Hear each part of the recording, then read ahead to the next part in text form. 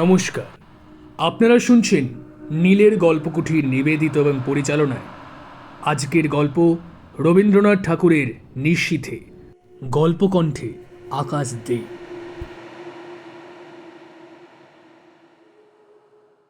Doctor, ও doctor.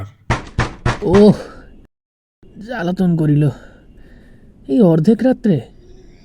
চোখ মিলিয়ে দেখি আমাদের জমিদার দক্ষিণাচরণবাবু। ধরফর করিয়া উঠিয়া পিঠ ভাঙা চৌকিটা টানিয়া আনিয়া তাহাকে বসিতে দিলাম এবং উদ্বিগ্নভাবে তাহার মুখের দিকে চাহিলাম। ঘড়িতে দেখি তখন রাত্রি 2:30। দক্ষিণাচরণবাবু বিবর্ণ মুখে বিস্ফারিত নেত্রে কহিলেন, আজ রাত্রে আবার সেইরূপ উপদ্রব আরম্ভ হইয়াছে। তোমার ঔষধ কোনো কাজে লাগিল না। আমি কিঞ্চিত সসংকোচে বলিলাম, আপনি বোধ করি মদের মাত্রা আবার বাড়াইছেন। দক্ষিণাচরণবাবু অত্যন্ত বিরক্ত হইয়া কহিলেন, ওটা তোমার ভারী ভ্রম, মদ নহে।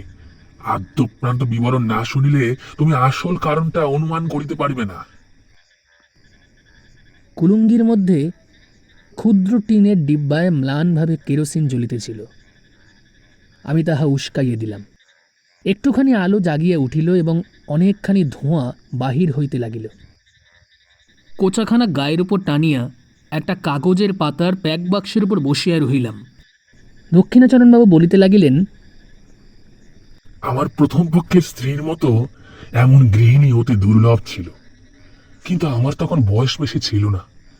সহজেই রসাধিক্য ছিল, তাহার উপর আবার কাব্যশাস্ত্রটা ভালো করিয়া অধ্যয়ন করিয়াছিলাম। তাই অবিমিশ্রিত গৃহিণীপনায় মন উঠিত না। কালিদাসের সেই শ্লোকটা প্রায় মনে উদয় হইত, গৃহিণী সচিব সখী মিথ, প্রিয় শিষ্যা ললিতে কলাবিধৌ। কিন্তু আমার গৃহিণীর কাছে ললিত কলাবিধির কোনো উপদেশ খাটিত না, এবং সখীভাবে প্রণয়ন সম্ভাষণ করিতে গেলে তিনি হাসিয়ে উড়াইয়া দিতেন। গঙ্গার স্রোতে যেমন ইন্দ্রের ঐরাবত নাকাল হইয়াছিল, তেমনি তাহার হাসির মুখে বড় বড় কাব্যের টুকরা এবং ভালো ভালো আদরের সম্ভাষণ মুহূর্তের মধ্যে অপদাষ্ট হইয়া ভাসিয়া যাইত। তাহার হাসিবার আশ্চর্য ক্ষমতা ছিল। তাহার পর আজ বছর 4 হইল, আমাকে সাংঘাতিক রোগে ধরিল। অষ্টব্রণ হইয়া জ্বর বিকার হইয়া মরিবার দাখিল হইলাম। বাঁচিবার আশা ছিল না। একদিন এমন হইল যে ডাক্তারের জবাব দিয়ে দিল। এমন সময় আমার এক আত্মীয় কোথা হইতে এক ব্রহ্মচারী আনিয়া উপস্থিত করিল। সে গব্য ঘৃতের সহিত একটা শিকড় বাটিয়া আমাকে খাওয়াইয়া দিল। ঔষধের গুণেই হোক বা অদৃষ্ট ক্রমেই হোক, সেই যাত্রা বাঁচিয়ে গেলাম। রোগের সময় আমার স্ত্রী অহর্নিশি এক মুহূর্তের জন্য বিশ্রাম করেন নাই। সেই কটা দিন একটা অবলা স্ত্রীলোক মানুষের সামান্য শক্তি লইয়া প্রাণপণ ব্যাকুলতার সহিত দ্বারে সমাগত যমদূতগুলার সঙ্গে অনবরত যুদ্ধ করিয়াছিলেন। তাহার সমস্ত প্রেম, সমস্ত হৃদয়, সমস্ত যত্ন দিয়ে আমার এই অযোগ্য প্রাণটাকে যেন বক্ষের শিশুর মতো 2 হস্তে ঝাঁপিয়া ঢাকিয়ে রাখিয়েছিলেন। আহার ছিল না, নিদ্রা ছিল না, জগতের আর কোনো কিছুর প্রতি দৃষ্টি ছিল না। যম তখন পরাহত ব্যাঘ্রের ন্যায় আমাকে তাহার কবল হইতে ফেলিয়ে দিয়ে চলিয়া গেলেন। কিন্তু যাইবার সময় আমার স্ত্রীকে একটা প্রবল থাবা মারিয়ে গেলেন। আমার স্ত্রী তখন গর্ভবতী ছিলেন। অনতিকাল পরে এক মৃত সন্তান প্রসব করিলেন। তাহার পর হইতে তাহার নানা প্রকার জটিল ব্যামোর সূত্রপাত হইল। তখন আমি তাহার সেবা আরম্ভ করিয়া দিলাম। তাহাতে তিনি বিব্রত হইয়া উঠিলেন, বলিতে লাগিলেন, করো কি? অমন করে দিন রাত্রে আমার ঘরে যাতায়াত করিও না, লোকে কি বলবে? নিজে পাখা খাইতেছি এইরূপ ভান করিয়া রাত্রি যদি তাহাকে তাহার জ্বরের সময় পাকা করিতে যাইতাম, তো ভারী একটা কাড়াকাড়ি ব্যাপার পড়িয়া যাইত। কোনদিন যদি তাহার শুশ্রূষা উপলক্ষে আমার আহারের নিয়মিত সময় 10 মিনিট উত্তীর্ণ হইয়া যাইত, তবে সেও নানা প্রকার অনুনয় অনুরোধ অনুযোগের কারণ হইয়া দাঁড়াইত। স্বল্পমাত্র সেবা করিতে গেলে হিতে বিপরীত হইয়া উঠিত। তিনি বলিতেন, পুরুষ মানুষের অতটা বাড়াবাড়ি ভালো নয়। আমাদের বরানগরের বাড়িটা বোধ করি তুমি দেখিয়েছ। বাড়ির সামনে বাগান এবং বাগানের সম্মুখে গঙ্গা বইতেছে। আমাদের শোবার ঘরের নিচেই দক্ষিণের দিকে খানিকটা জমি মেহেদির বেড়া দিয়া ঘিরিয়া আমার স্ত্রী নিজের মনের মতো এক টুকরো বাগান বানাইয়েছিলেন। সমস্ত বাগানটির মধ্যে সেই খণ্ডটি অত্যন্ত সাদা সিধা এবং নিতান্ত দিশি, অর্থাৎ তাহার মধ্যে গন্ধের অপেক্ষা বর্ণের বার, ফুলের অপেক্ষা পাতার বৈচিত্র্য ছিল না, এবং টবের মধ্যে অকিঞ্চিতকর উদ্ভিজ্জের পার্শ্বে কাঠি অবলম্বন করিয়া কাগজে নির্মিত লাটিন নামের জয়ধ্বজা উড়িত না। বেল, জুঁই, গোলাপ, গন্ধরাজ, করবী এবং রজনীগন্ধারই প্রাদুর্ভাব কিছু বেশি। প্রকাণ্ড একটা বকুল গাছের তলা সাদা মার্বল পাথর দিয়া বাঁধানো ছিল। সুস্থ অবস্থায় তিনি নিজে দাঁড়াইয়া 2 বেলা তাহা ধুইয়া সাফ করাইয়া রাখিতেন। গ্রীষ্মকালে কাজের অবকাশে সন্ধ্যার সময় সেই তাহার বসিবার জায়গা ছিল। সেখান হইতে গঙ্গা দেখা যাইত, কিন্তু গঙ্গা হইতে কুঠির পানসির বাবুরা তাহাকে দেখিতে পাইত না। অনেকদিন শয্যাগত থাইকা একদিন চৈত্রের শুক্লপক্ষ সন্ধ্যায় তিনি কহিলেন, ঘরে বদ্ধ থাকিয়া আমার প্রাণটা কেমন করিতেছে। আজ একবার আমার ওই বাগানটাতে গিয়ে বসিব। আমি তাহাকে বহু যত্ন ধরিয়া ধীরে ধীরে সেই বকুলতলায় প্রস্তর বেদিকায় লইয়া গিয়া সহন করিয়াও দিলাম। আমারই জানুর উপরে তাহার মাথাটি তুলিয়া রাখিতে পারিতুম, কিন্তু জানি সেটাকে তিনি অদ্ভুত আচরণ বলিয়া গণ্য করিবেন, তাই একটি বালিশ আনিয়া তাহার মাথায় তলায় রাখিলাম। 2টি একটি করিয়া প্রস্ফুট বকুল ফুল ঝরিতে লাগিল, এবং শাখান্তরাল হইতে ছায়াঙ্কিত জ্যোৎস্না তাহার শীর্ণ মুখের উপর আসিয়া পড়িল। চারিদিক শান্ত, নিস্তব্ধ। সেই ঘন গন্ধপূর্ণ ছায়ান্ধকারে একপার্শ্বে নীরবে বসিয়া তাহার মুখের দিকে চাহিয়া আমার চোখে জল আসিল। আমি ধীরে ধীরে কাছের গোড়ায় আসিয়া 2 হস্তে তাহার একটি উত্তপ্ত শীর্ণ হাত তুলিয়া লইলাম।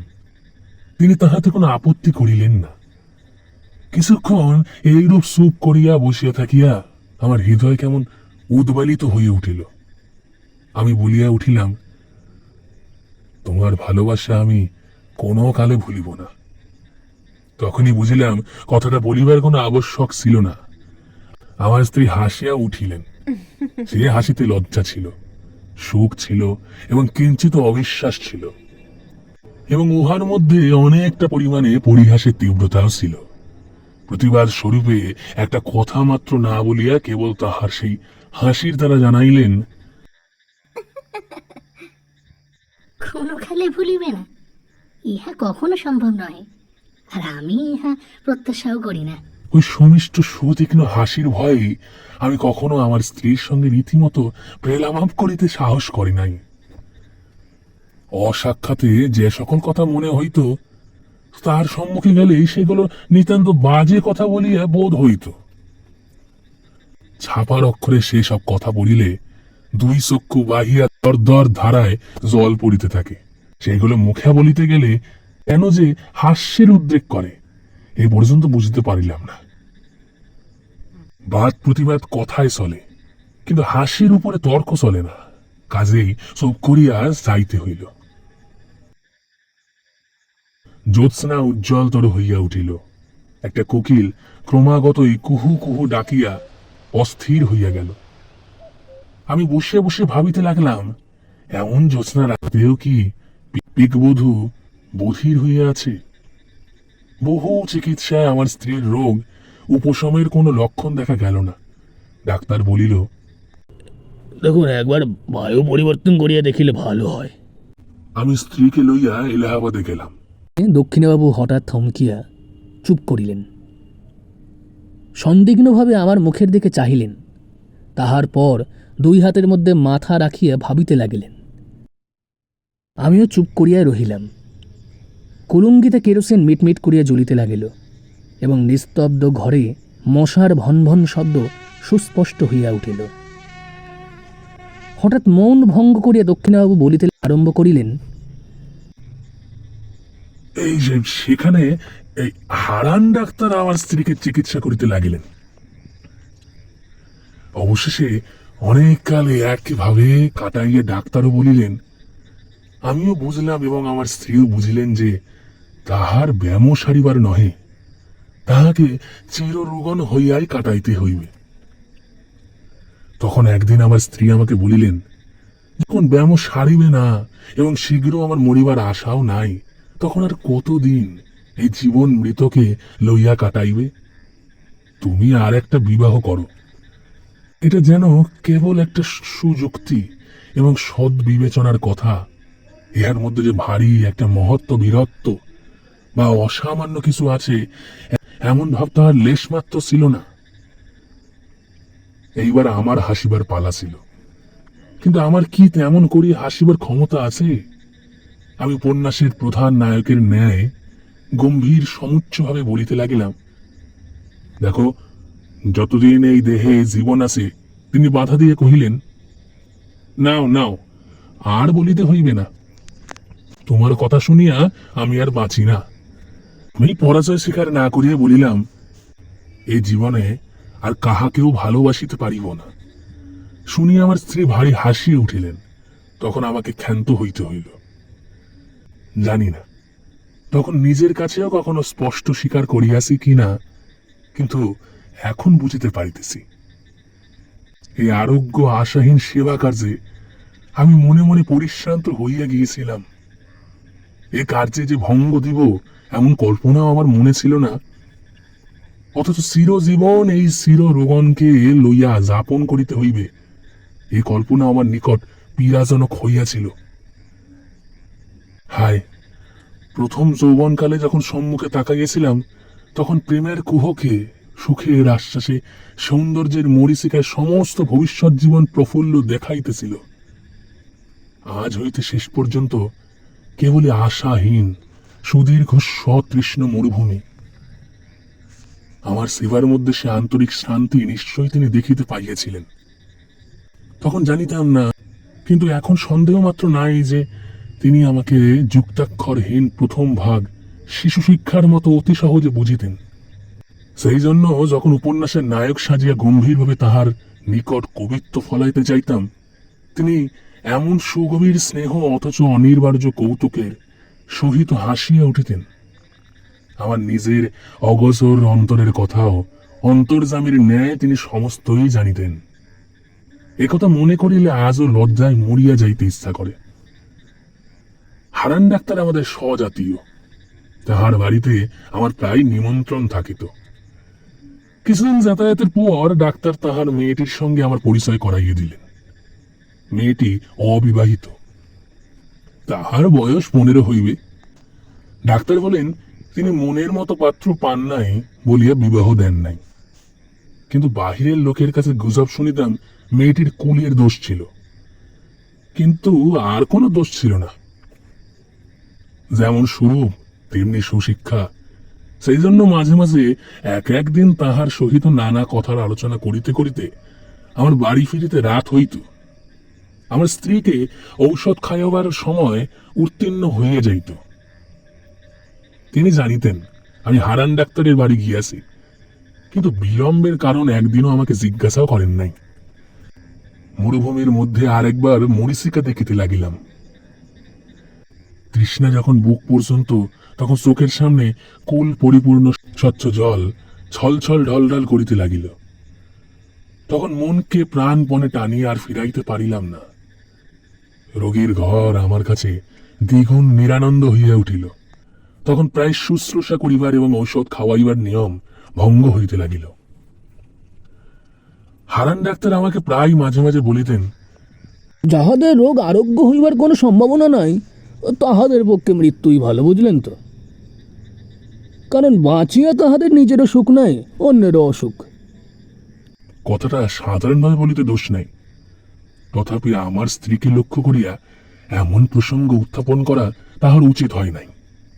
মানুষের জীবন মৃত্যু সম্বন্ধে ডাক্তারের মন এমন অসার যে তাহারা ঠিক আমাদের মনের অবস্থা বুঝিতে পারে না।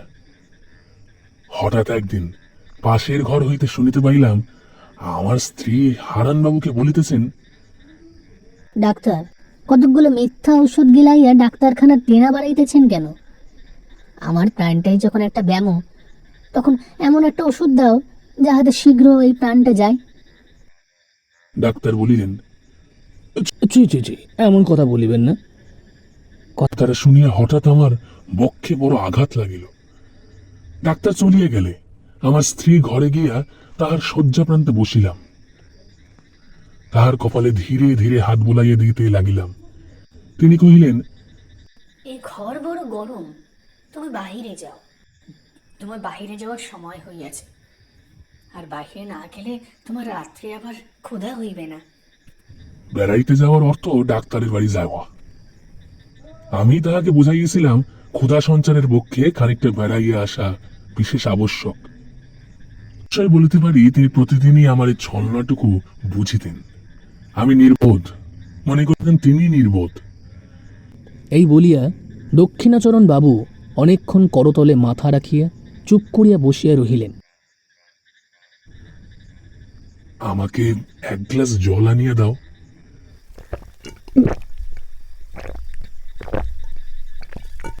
জল খাইয়া বলিতে লাগিলেন, ডাক্তারবাবুর কন্যা মনোরমা আমার স্ত্রীকে দেখিতে আসিবার ইচ্ছা প্রকাশ করিলেন। জানি না কি কারণে তাহার সে প্রস্তাব আমার ভালো লাগিল না, কিন্তু প্রতিবাদ করিবার কোনো হেতু ছিল না। তিনি একদিন সন্ধেবেলায় আমাদের বাসায় আসিয়া উপস্থিত হইলেন। সেদিন আমার স্ত্রীর বেদনা অন্য দিনের অপেক্ষা কিছু বাড়িয়া উঠিয়েছিল। যেদিন তাহার ব্যথা বাড়ে তিনি অত্যন্ত স্থির নিস্তব্ধ হয়ে থাকেন, কেবল মাঝে মাঝে মুষ্টিবদ্ধ হইতে থাকে এবং মুখ নীল হইয়া আসে। তাতেই তাহার যন্ত্রণা বোঝা যায়। ঘরে কোনো সাড়া ছিল না। আমি শয্যা প্রান্তে চুপ করিয়া বসিয়েছিলাম। সেদিন আমাকে বেড়াইতে চাইতে অনুরোধ করেন এমন সামর্থ্য তাহার ছিল না, কিংবা হয়তো বড় কষ্টের সময় আমি কাছে থাকি এমন ইচ্ছা তাহার মনে মনে ছিল। চোখে লাগিবে বলিয়া কেরোসিনের আলোটা দ্বারের পার্শ্বে ছিল। ঘর অন্ধকার এবং নিস্তব্ধ। কেবল এক একবার যন্ত্রণার কিঞ্চিত উপশমে আমার স্ত্রীর গভীর দীর্ঘ নিঃশ্বাস শোনা যাইতেছিল। এমন সময় মনোরমা ঘরের প্রবেশদ্বারে দাঁড়াইলেন। বিপরীত দিক হইতে কেরোসিনের আলো আসিয়া তাহার মুখের ওপর পড়িল। আলো আধারে লাগিয়া তিনি কিছুক্ষণ ঘরের কিছুই দেখিতে না পাইয়া দ্বারের নিকট দাঁড়াইয়া ইতস্তত করিতে লাগিলেন। আমার স্ত্রী চমকিয়া আমার হাত ধরিয়া জিজ্ঞাসা করিলেন, ওকে ওকে। তাহার সেই দুর্বল অবস্থায় হঠাৎ অচেনা লোক দেখে ভয় পাইয়া আমাকে 2-3 বার অস্ফুট স্বরে প্রশ্ন করিলেন, ওকে ওকে গো। আমার কেমন দূরবুদ্ধি হইল, প্রথমেই বলিয়া ফেলিলাম, আমি চিনি না।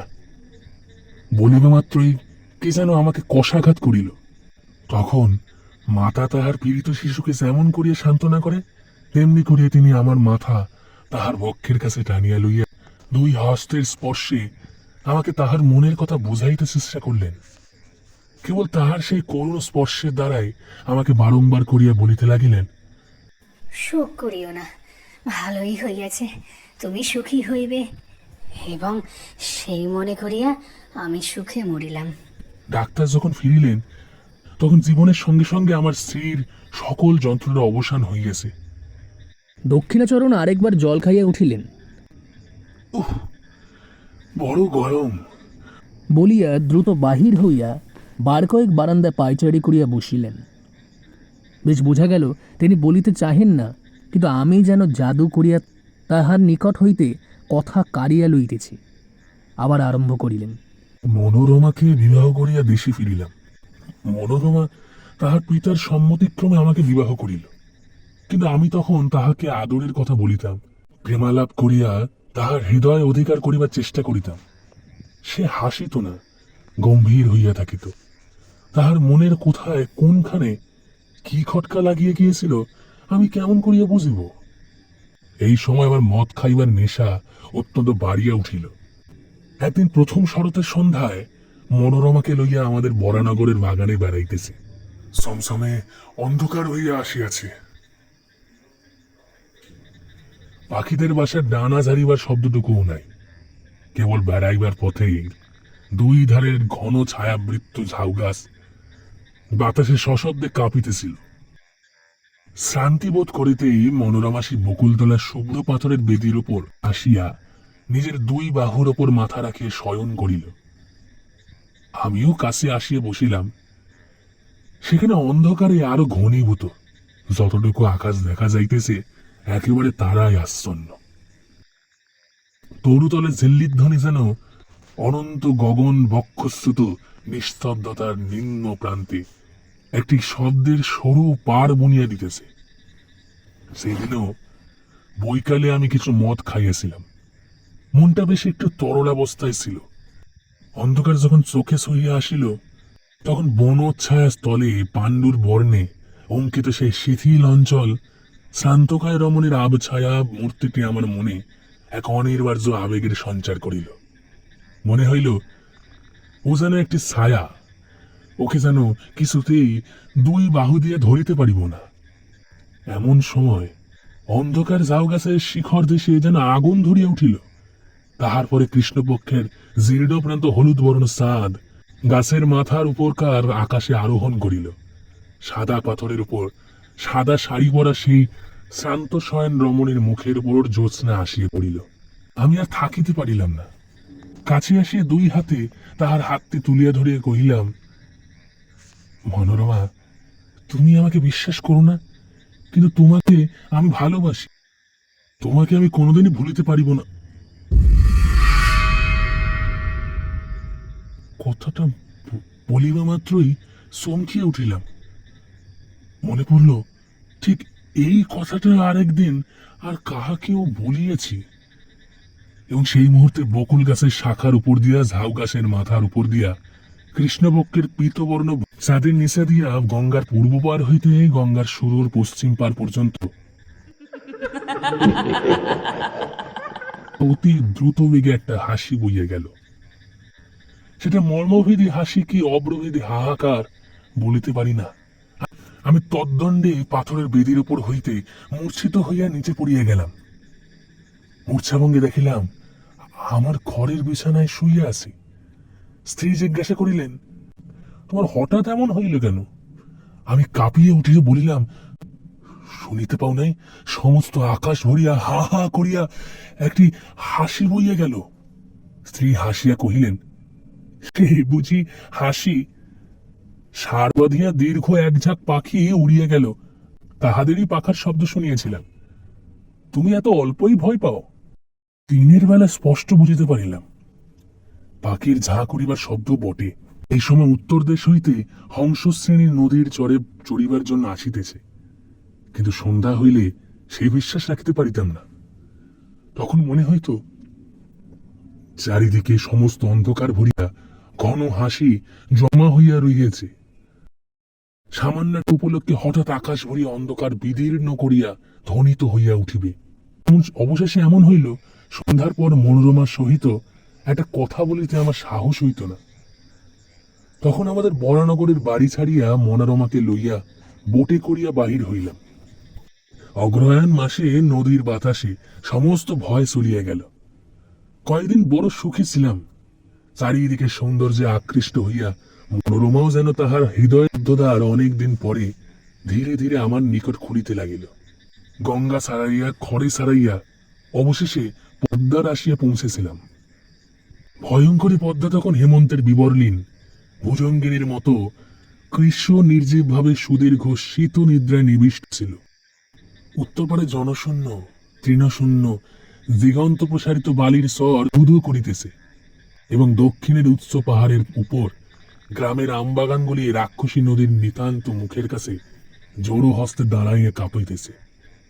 পদ্মা ঘুমের ঘোরে এক একবার পাশ ফিরিতেছে এবং বিদীর্ণ তটভূমি ঝুপঝাপ করিয়া ভাঙিয়া ভাঙিয়া পড়িতেছে। এখানে বেড়াইবার সুবিধা দেখিয়া বোট বাঁধিলাম।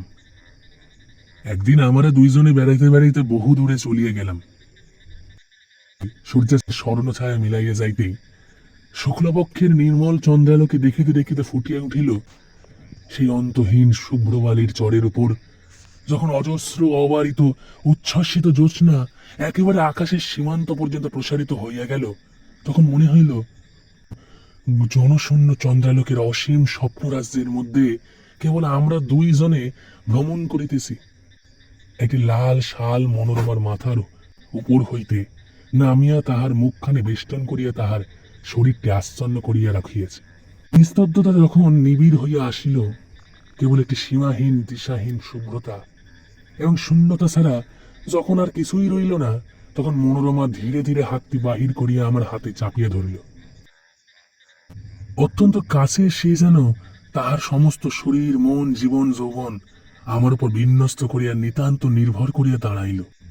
পুলকিত উদ্বেলিত হৃদয় মনে করিলাম, ঘরের মধ্যে কি যথেষ্ট ভালোবাসা যায়? এইরূপ অনাবৃত অবারিত অনন্ত আকাশ নহিলে কি দুটি মানুষকে কোথাও ধরে? তখন মনে হইল আমাদের ঘর নাই, দ্বার নাই, কোথাও ফিরিবার নাই। এমনি করিয়া হাতে হাত ধরিয়া গম্যহীন পথে উদ্দেশ্যহীন ভ্রমণে চন্দ্রালোকিত শূন্যতার উপর দিয়া অবারিতভাবে চলিয়া যাইব। এইভাবে চলিতে চলিতে এক জায়গায় আসিয়া দেখিলাম সেই বালুকা রাশির মাঝখানে অদূরে একটি জলাশয়ের মতো হইয়াছে। পদ্মা সরিয়া যাওয়ার পর সেইখানে জল বধিয়া আছে। সেই মরু বালুকা বেষ্টিত নিস্তরঙ্গ নিশ্চুপ নিশ্চল জলটুকুর উপরে এটি সুদীর্ঘ জ্যোৎস্নার রেখা মূর্ছিত ভাবে পড়িয়া আছে। সেই জায়গাটাতে আসিয়া আমরা দুজনেই দাঁড়াইলাম। মনোরমা কি ভাবিয়া আমার মুখের দিকে চাহিল। তাহার মাথার উপর হইতে শালটা হঠাৎ খসিয়া পড়িল। আমি তাহার সেই জ্যোৎস্না বিকশিত মুখখানি তুলিয়া ধরিলে চুম্বন করিলাম। সেই সময় সেই জনমানব শূন্য নিঃসঙ্গ মরুভূমির মধ্যে গম্ভীর স্বরে কে তিনবার বলিয়া উঠিল, ওকে ওকে ওকে। আমি চমকিয়া উঠিলাম, আমার স্ত্রীও কাঁপিয়া উঠিলেন। কিন্তু পরক্ষণে আমরা দুজনেই বুঝিলাম এই শব্দ মানসিক নহে, অমানসিকও নহে, চরবিহারী জলচর পাখির ডাক। হঠাৎ এত রাত্রে আর তাহাদের নিরাপদ নিভৃত নিবাসের কাছে লোক সমাগম দেখিয়া উঠিয়াছে। সেই ভয়ের চমক খাইয়া আমরা দুইজনে তাড়াতাড়ি বোটে ফিরিলাম। রাত্রি বিছানায় আসে শুইলাম। শ্রান্ত শরীরে মনোরমা অবিলম্বে ঘুমাইয়া পড়িল। তখন অন্ধকারে কে একজন আমার মশারির কাছে দাঁড়াইয়া সুষুপ্ত মনোরমার দিকে একটি মাত্র দীর্ঘশীর্ণ অস্থিসার অঙ্গুলি নির্দেশ করিয়া যেন আমার কানে কানে অত্যন্ত চুপি চাপি অস্পষ্ট কণ্ঠে কেবলই জিজ্ঞাসা করিতে লাগিল, ওকে ওকে ওকে গো। তাড়াতাড়ি উঠিয়া দেশলাই জ্বালাইয়া বাতি ধরাইলাম।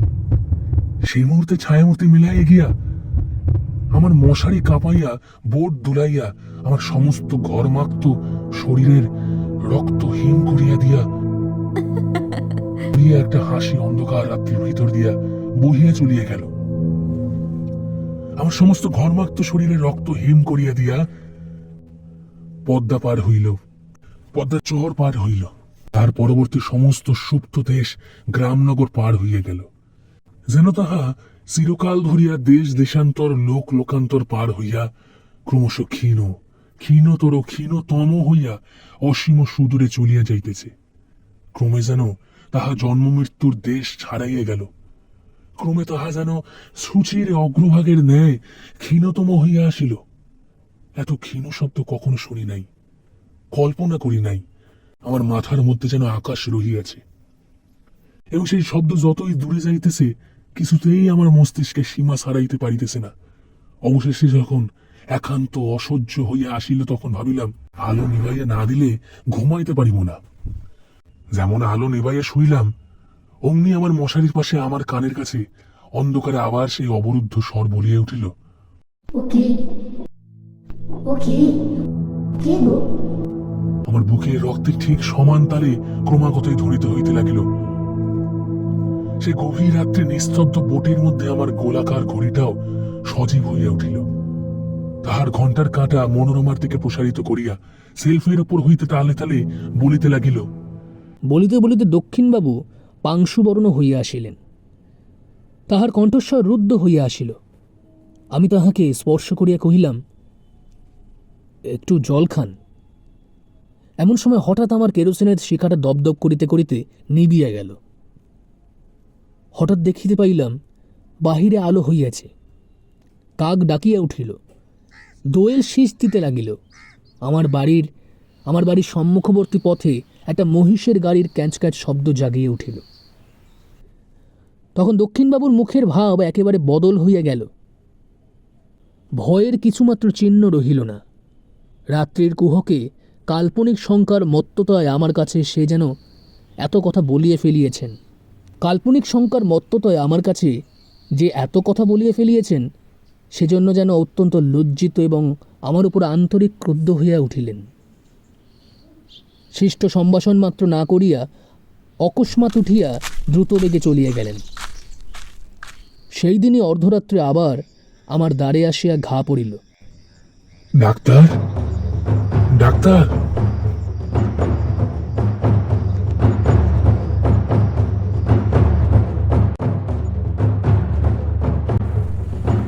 এরকম অসংখ্য গল্প শুনতে আমাদের চ্যানেলটিকে সাবস্ক্রাইব করুন এবং জুড়ে থাকুন।